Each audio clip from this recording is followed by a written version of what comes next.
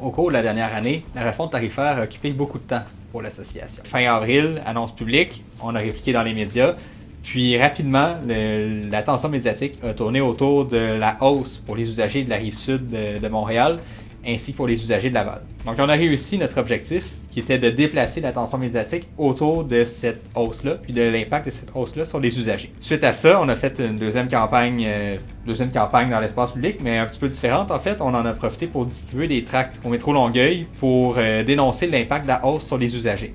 On en a également profité dans la même période pour aller à l'Assemblée publique annuelle de l'Autorité régionale de transport métropolitain afin de questionner l'autorité sur divers dossiers qui la concernent. Dans la foulée des travaux du pont-tunnel, on en a profité pour relancer notre campagne qui visait à dénoncer la hausse du tarif pour les usagers du métro Longueuil. Donc encore une fois, on a demandé de ramener ce prix-là à 3,50$ dans le but de maintenir une équité entre les usagers de la Rive-Sud et de Montréal, ainsi que d'inciter les gens à utiliser le transport en commun. Cette année a été marquée sous le sceau de la pénurie de main-d'œuvre en matière de transport en commun, particulièrement dans les secteurs desservis par Exo sur la Rive-Sud. Donc notre association a été proactive à cet égard-là. Dès les problèmes de départ annulés par faute de chauffeurs, nous avons communiqué avec Exo et l'entreprise Transdev qui offre les services dans plusieurs secteurs, donc Sorel-Varennes, Sainte-Julie et également Vallée du Richelieu.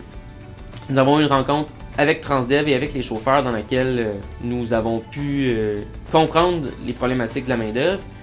Suite à la rencontre avec Exo et Transdev, nous avons convenu qu'il était préférable d'annuler des départs à l'horaire plutôt que de simplement annuler les départs le jour même faute de chauffeur. Donc c'est à contre-cœur que nous avons dû accepter cette mesure-là. Par contre, notre espoir est que le service va pouvoir recommencer à croître dès que les chauffeurs pourront être embauchés. Il y a plusieurs chauffeurs qui sont présentement en formation et il y a une volonté de la part des différents fournisseurs d'amener plus de chauffeurs pour ramener plus de départs. Donc nous avons espoir que la situation va se rétablir bientôt. Également, il y a des articles de journaux qui ont été écrits sur la question dans lesquels nous avons collaboré. Donc nous avons défendu les intérêts des usagers dans les circonstances de pénurie de main-d'œuvre. Un autre dossier qui nous a bien occupé cette année, ça a été le tunnel Louis-Hippolyte Lafontaine. Donc, dès décembre dernier, nous avons été les seuls à défendre les mesures de mitigation proposées par le ministère dans les journaux locaux parce que le ministère n'avait pas une stratégie de communication très proactive. Il faut dire qu'on était encore en période pandémique. Suite à l'annonce de la fermeture partielle d'un des tubes du tunnel à l'automne 2022, nous avons lancé un sondage de concert avec Trajectoire Québec pour connaître les habitudes de déplacement des usagers du tunnel.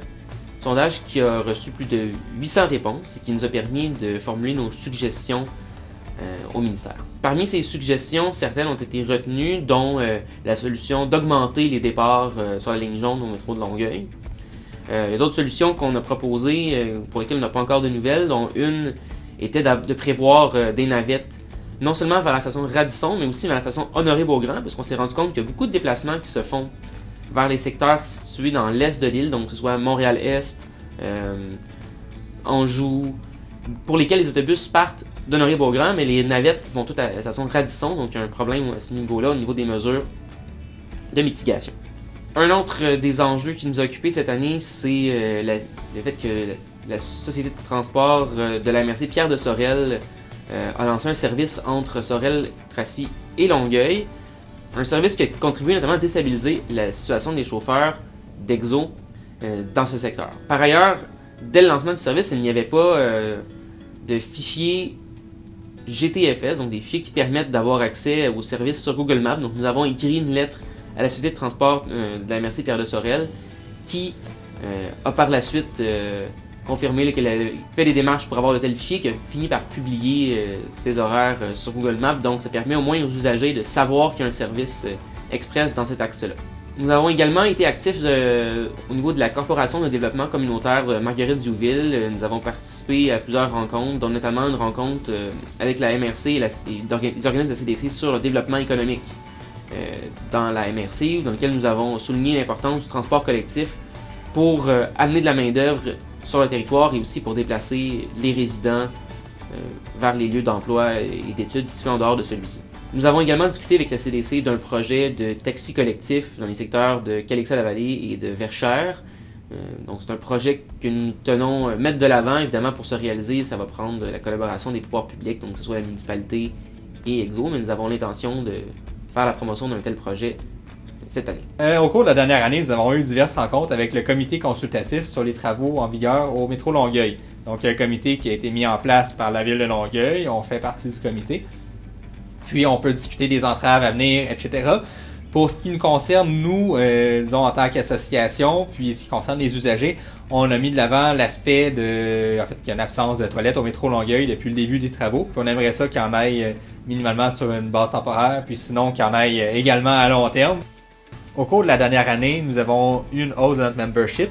En fait, depuis l'annonce de la refonte tarifaire, il y a eu une hausse de 25% de notre membership. La refonte tarifaire, essentiellement, était un élément de mobilisation significatif pour les usagers du transport en commun. Nous avons eu des rencontres avec plusieurs organismes.